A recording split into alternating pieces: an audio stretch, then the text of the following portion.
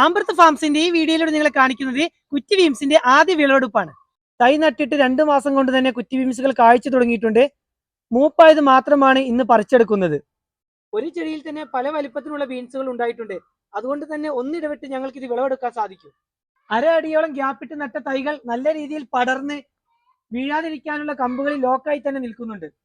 ഓരോ ചെടിയിൽ നിന്നും നല്ല പാകമായത് മാത്രമാണ് ഇന്ന് പറിച്ചെടുക്കുന്നത്.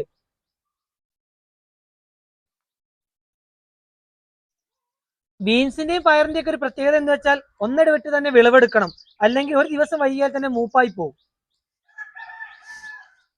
ബീൻസ് വിളവെടുപ്പ് സമയത്ത് 1-2 ആളുകൾ ചേർന്ന് വേണം ബീൻസുകൾ പറിച്ചെടുക്കാൻ. എന്നാൽ മാത്രമേ കൃത്യസമയത്ത് നമുക്ക് കടകളിൽ എത്തിക്കാൻ സാധിക്കുകയുള്ളൂ.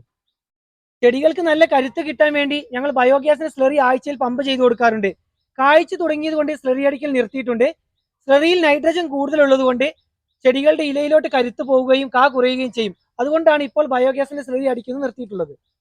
വെള്ള പൂക്കളുള്ള കായായ നല്ല റൗണ്ട് ഷേപ്പിൽ വരുന്ന സോളാർ ഇനത്തിൽപ്പെട്ട കുറ്റി ബീൻസ് ആണ് ഞങ്ങൾ നട്ടിട്ടുള്ളത്. കായ്ച്ചു തുടങ്ങുമ്പോൾ തന്നെ ബീൻസിനെയും പയറിനെയും ബാധിക്കുന്ന പ്രധാന പ്രശ്നമാണ് കായ്കളിൽ നീരൂറ്റി കുടിക്കുന്ന പ്രാണിയുടെ ശല്യം.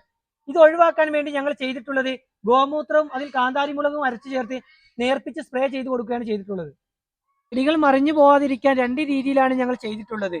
ഒന്ന് കമ്പ് കുത്തി കൊടുത്തും മറ്റൊന്ന് കയറ് കെട്ടിയുമാണ് തൈകളെ അതിൽ നിർത്തിയിട്ടുള്ളത്.